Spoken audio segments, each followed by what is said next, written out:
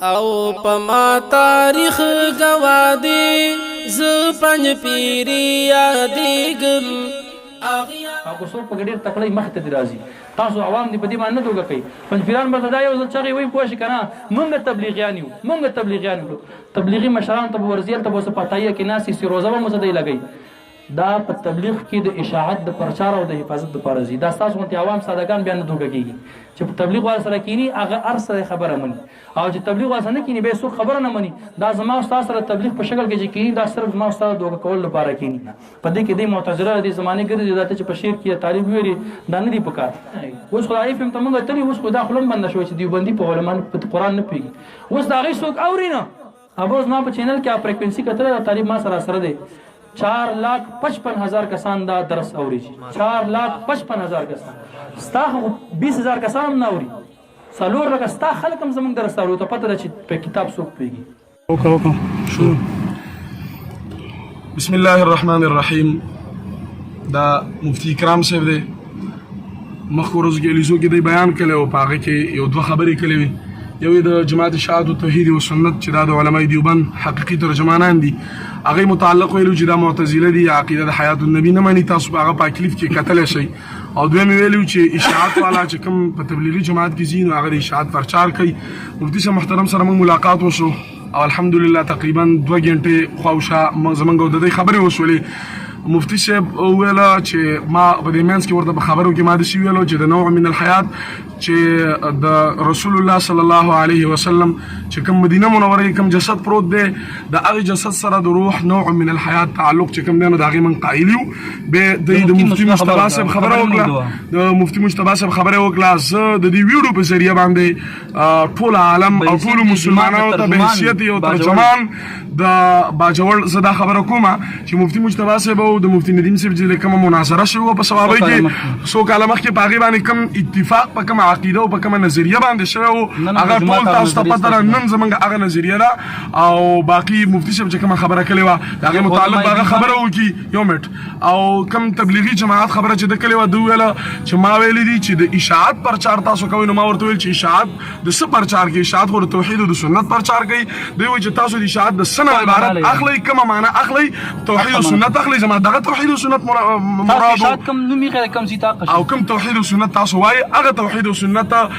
مثال زما هغه مراد و تاسو چې څه ته اشاعت وایي زما هغه مراد و هغه مطلب و نو لهذا دغه دوه خبرې دې کړې مولوي صاحب اکرام الله زیمه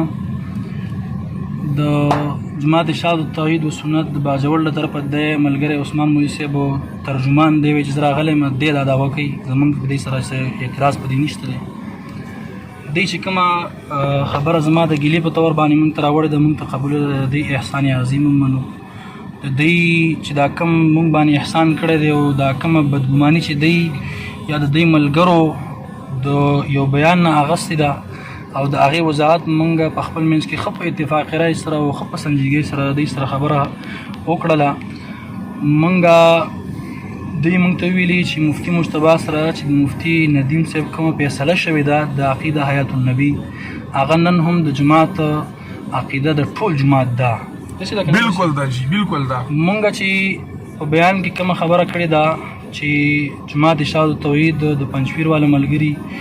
دا چې د عقیده حیات النبی نه منکر دي لہذا دا زموږ اکابر معتزله لیکلي دي چې دی د عقیده حیات النبی قایل دي دا نه زمونږ د علماو په نیز باندې بیا معتزله هم نه دي د دې شاته مونږ مکروه تحریمي هم نه دی او دغه نظریه او عقیده نه زما ده نه زما د اکابرو ده خبره ده چې مونږ په بیان کې دا ویلو چې جماعت اشاعت التوحید و سنت دی د تبلیغ په جامه کې د اشاعت پرچار کوي دا خبره مونږ کړې ده شکر دی او اوس هم کوو او دا دی هم کوي جي د دې چې د اشاعت ټکی دی د کوم شیز لپاره استعمالوي د تنظیم په طور باندې موږ د توحید او سنت لپاره استعمالوي هغه معنی زمونږ ته مراد و معنی مرادي کوموي هغه مشهور معنوي معنی مرادي هغه وی چې هغه کوم د نوم سره متصل د نوم په معنی باندې او د نوم په اسم په مقرر کولو کې او د مسما په خودلو کې چې چا اراده کړی وي د اشاعت نوم موږ نه دی خې تاسو خې تاسو د اشاعت کوم معنی اخلي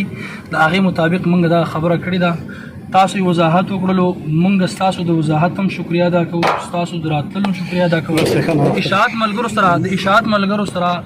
به حیثیت د ذات نو، به حیثیت د یو عالم او به حیثیت د یو ذمہوار کس الحمدلله د جمعیت علماء اسلام هیڅ تضاد نشته دی، د علماء دیوبند ورسره هیڅ تضاد نشته دی. زمونږ د دې خلکو سره اتفاق رای دا، خو په دې شرط باندې چې زمونږ د اکابرو د ذات بېزتي ونه کېږي. چې ذات بېزتي کوي بیا به خفګان د دې هم نه وي، بیا به زمونږ هم نه وي.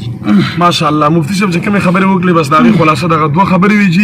چې یو مفتی مجتبی صاحب چې کومه فیصله د مفتی ندیم صاحب سره کړې ده، خو چېرته د دوی هغه فیصله او هغه خبره وي نو بیا نه دوی معتزله دي. خبره چې کوم دی نو دوی د اشاعت د تبلیغ وکړه. زمونږ الحمدلله د اشاعت د معنی نه او د هغې د نوم نه دا خبره واضحه ده چې مونږ په پاکستان کې او په ټوله دنیا کې د توحید او د سنت پرچار کوو. مفتی صاحب د اقرار وکړو چې تاسو په تبلیغ جماعت کې تبلیغ جماعت والا نور کار سره هغه هم دغه کار دی چې د توحید او د سنت پرچار کوي، او موږ چې زمونږ هم نیت او اراده چې د توحید او د سنت پرچار کوو. مفتی صاحب وایي چې ما په غلط نیت او په غلط فکر او سوچ باندې نه دی ویلي، زما دغه معنا او دغه مطلب مراد و چې د توحید او د سنت پرچار پکې.